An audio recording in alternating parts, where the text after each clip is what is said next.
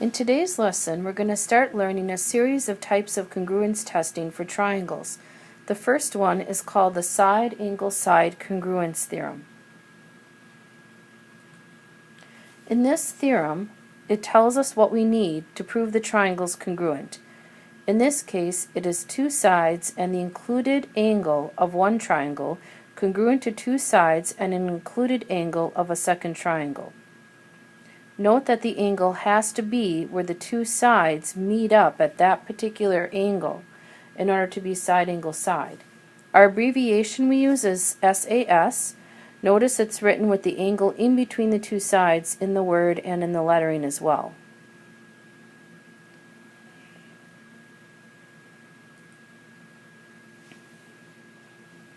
We're going to be showing or proving how two triangles are congruent by the side-angle-side congruence theorem. So we're going to make ourselves a statements and a reasons column.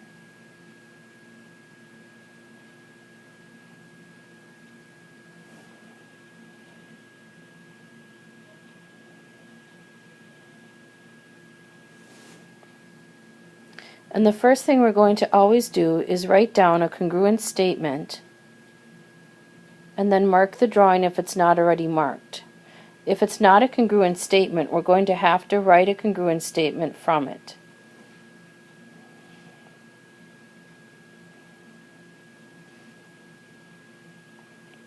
Our first given, BC, is congruent to DA, so that's given. We just need to write that down. Our second given is that BC is parallel to AD. Whenever you see parallel,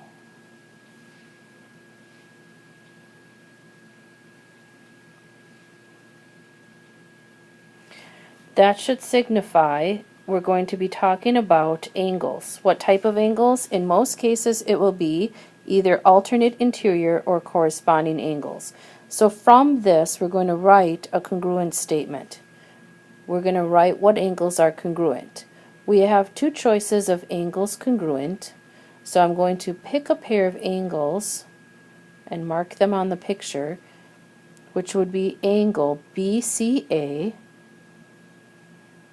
is congruent to angle DAC, and those are alternate interior angles congruent.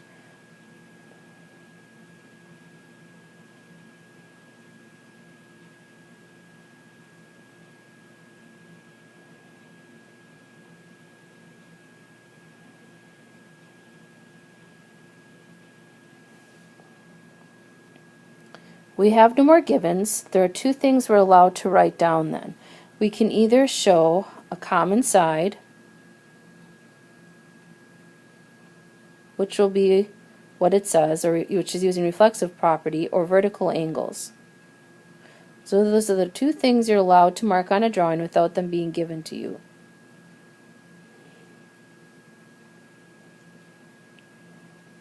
In this case, what we have is a common side. So we're going to mark the common side, which is side CA is congruent to itself, is how we'll write that down, and that's reflexive property.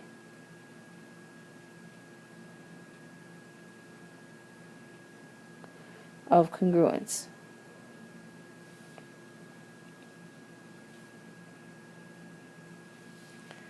Now I have three things marked congruent on my statements. I have this one, another one here, and a third one there. Therefore, my triangles are congruent, which is the proof statement.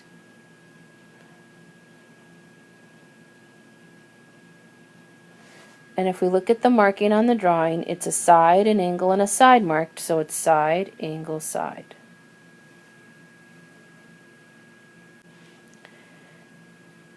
In our next example, we're going to do the same thing. We're going to prove the triangle's congruent with being given a few different ideas, different from the last one. So again, I'm going to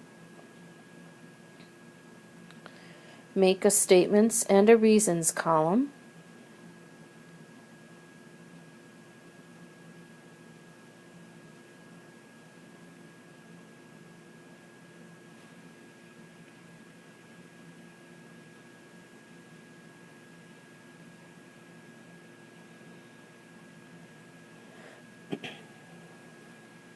First thing is B is the midpoint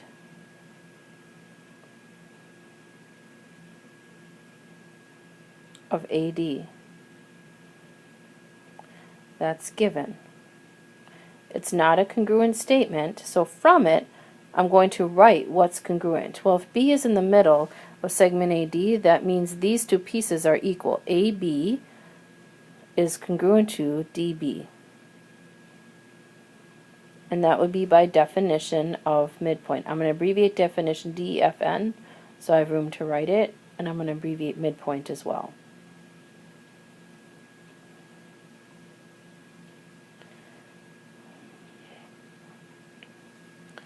The next thing is A, B, C, and so I'm going to write the next given. D, B, C are right angles. And that's also given.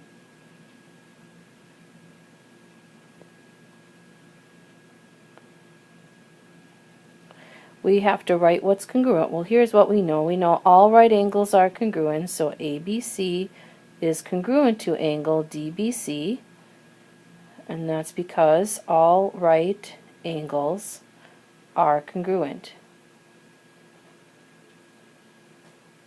And I'm going to abbreviate again congruent, so I have room to write it all. We've used up all the givens, so we look for what else is congruent.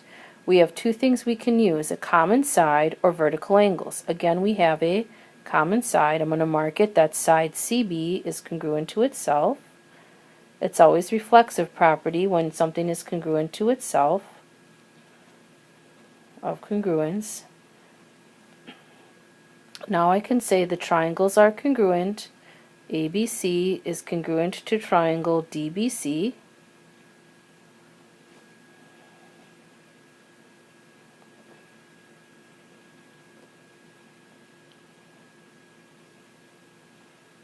And that's by, once again, look what's marked on the picture, a side, an angle in between, and a side.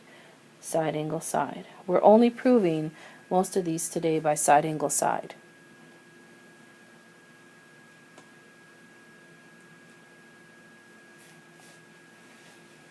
The next example, what can you conclude about triangles PTS and triangle RTQ? It doesn't ask us to prove the triangle's congruent, but here's what we know. We know that angle, so we're not writing a two-column proof in this case, it's not asking us to prove it.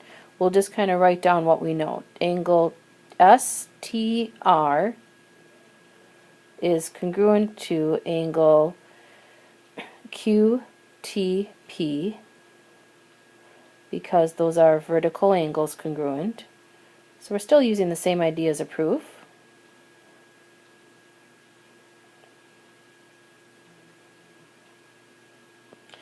And therefore we know that the triangles are congruent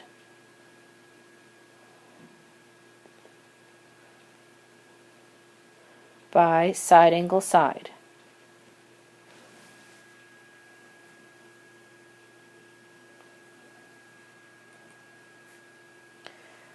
In our next example, it says use the side, angle, side congruence to show that the triangles are congruent.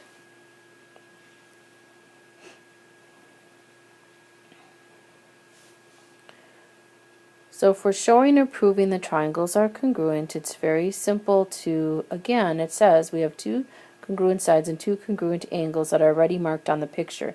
We don't mark the picture unless we have a common side or vertical angles. We don't randomly just mark things on the picture because we want to know how these are congruent by side, angle, side. So again, it's not asking us to write a two-column proof for this one to just show how we know. So we know that IP is congruent to itself. That's by the reflexive property again, so that's a common side. And now we have that triangle IPA is congruent to triangle IPR because we have a side, an angle, and a side congruent again. And we also know, if we want to write out a little bit more information, we know that AI is congruent to RI. We also know that angle AIP is congruent to angle RIP because these were given in the picture. They would be given in a two-column proof as given information written down.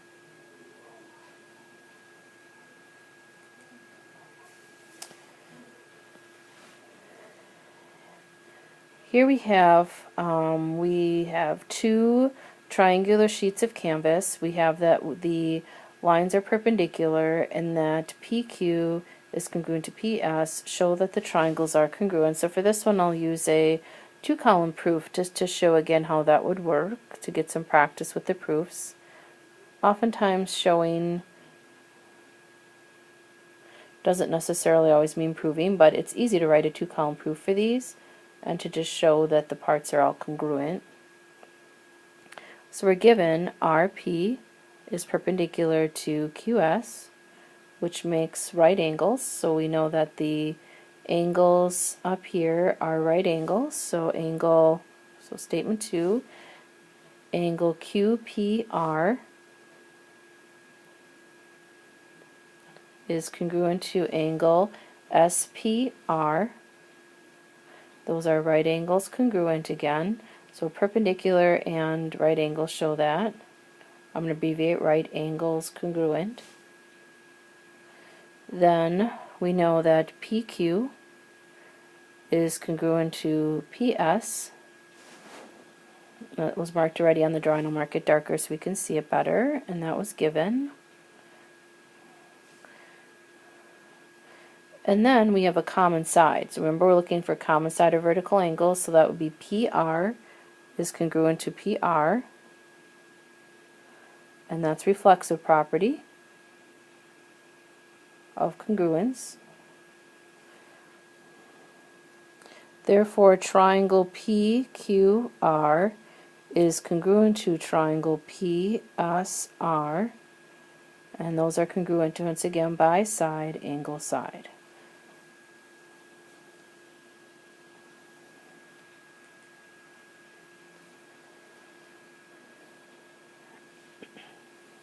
Last example. This one, it asks us to actually prove it, so we'll make our statements and reasons column.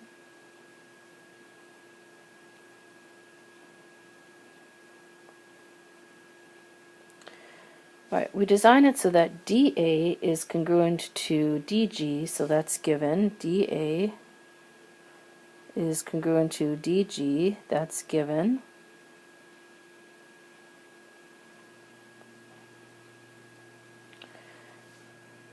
And ADR is congruent to GDR. So those are the two angles up here. We always mark the picture as you go. You must mark your drawings as you do these problems so you can see what's congruent. That's given. Once again, we look for common side or vertical angles. We have a common side, so DR is congruent to itself. That's reflexive property again of congruence. Therefore, we know that the triangle DRA is congruent to triangle DRG by, as you guessed it, side, angle, and side marked congruent. If you're not sure, check that you have a side, an angle, and another side written down congruent in your three statements.